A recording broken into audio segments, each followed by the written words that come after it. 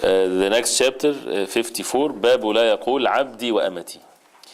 Chapter 1 should not say my slave, male or female. عبدي regarding to the male, and أمتي when it's female. يقول في الصحيح عن أبي هريرة رضي الله عنه أن رسول الله صلى الله عليه وسلم قال لا يقل أحدكم أطعم ربك وضئ ربك وليقل سيدي ومولاي ولا يقل أحدكم عبدي وأمتي وليقل فتاي وفتاتي وغلامي. The Prophet ﷺ said, one of you should not say feed your Rabb. He refers here to the Rabb as my master or owner, right? Because Rabb linguistically, you can say Rabb al-Aila or Rabb al-Usra or Rabb al-Bayt, right? The Rabb of al-Bayt, the Rabb of the house, meaning the owner of the house. This is absolutely fine as linguistically is concerned. And Allah subhanahu wa ta'ala is the Rabb of all things. He is the owner of all things. So the Prophet ﷺ here again to protect the perfection of the Tawheed, not to say words that can lead the person to imperfection of the Tawheed, even if the person doesn't mean that.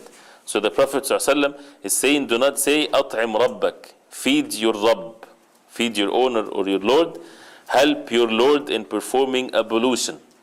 Of course, that does not mean Allah subhanahu wa ta'ala. He means the owner of the house. If a slave is speaking, he's talking to his master or so on, he should not even say that. Although he means the literal meaning of it, still it's not permissible, as the Prophet ﷺ said that. Do not say that.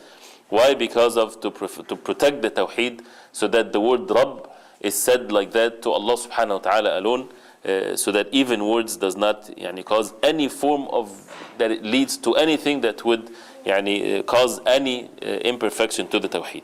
Is it permissible to use the word Rabb or not? It is permissible to use it if it's in the proper context.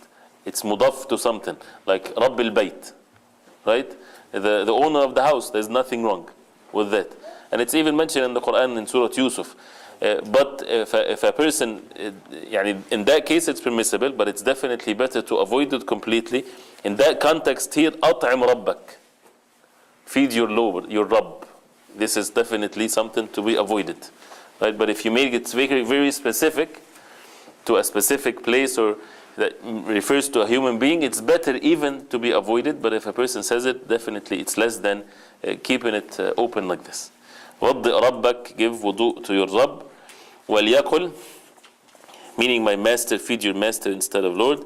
Instead he should say Sayyidi or my guardian. And one should not say my slave, Abdi, or my slave girl, meaning Amati. But he should say my Fata, meaning my, am I saying that, lad, my lass, Fatati, and my boy, right?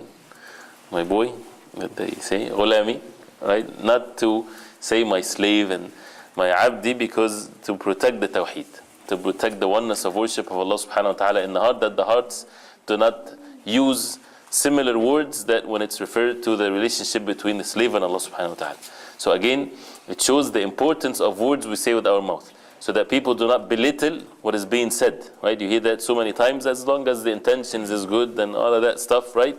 It's okay. No, it's not okay. Our intentions has to be sound and pure, and our words have to be sound and pure, and anything that we say or actions done by outside appearance, it affects the heart. And if we don't perfect our speeches and our actions, it would eventually affect the heart, and it might cause the person to fall what is even worse and worse, right? And the opposite also way. If a person speaks what is nice, even if he doesn't feel the effect of it in the heart, eventually by the will of Allah subhanahu wa ta'ala, that would affect one's heart and so on. So it shows here clearly, the benefit is that it's not permissible for us to use the words that can mean any forms of shirk, and it shows that in the deen of Allah, anything that leads to shirk has been forbidden, right? So that people don't think that the shirk is not going to happen in this ummah, to see the perfection of the deen of Allah, that the Prophet ﷺ warning the believers from anything that would lead them to shirk. And the Prophet ﷺ informed them of the alternative, right? And this is a good thing to be done when a person is telling someone not to say that, then say instead of it something else. We see the relationship between that and the Tawheed.